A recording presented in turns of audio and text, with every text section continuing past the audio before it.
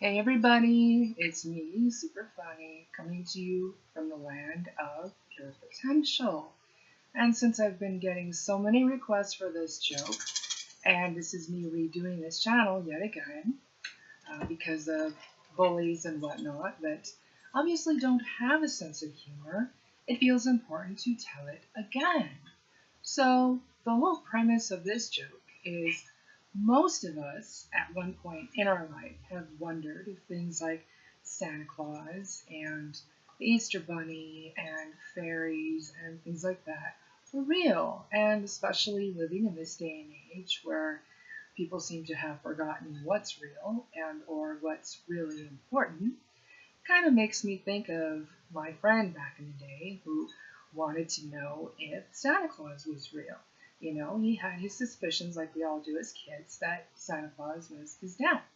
So he went ahead and left out a nice little plate of cookies for him with milk and put exlax in the cookies.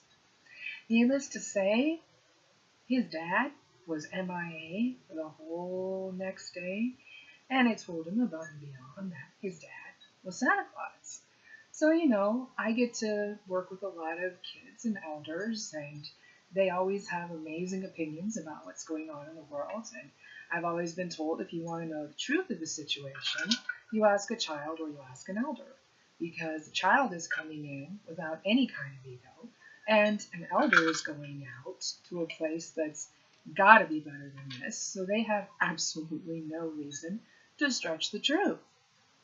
So that got to me to thinking, and I'm going to sleep, and here comes this wonderful dream about all of this interesting stuff going on in DC. And in the dream, somebody mailed a nice little care package to our White House that had exlax brownies and pens with disappearing ink.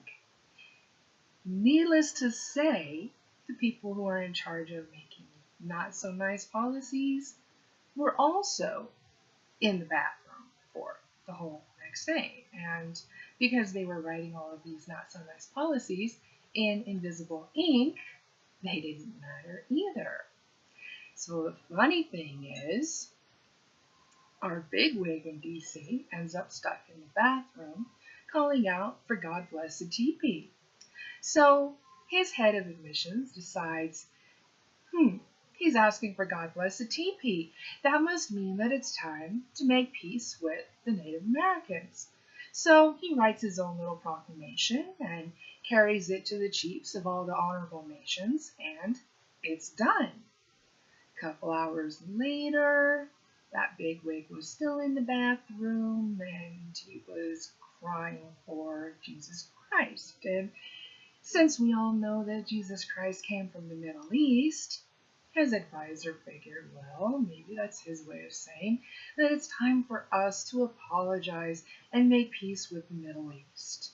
So he got out a real pen and wrote down a proclamation so that he wouldn't embarrass the bigwig and passed it on to the Middle East.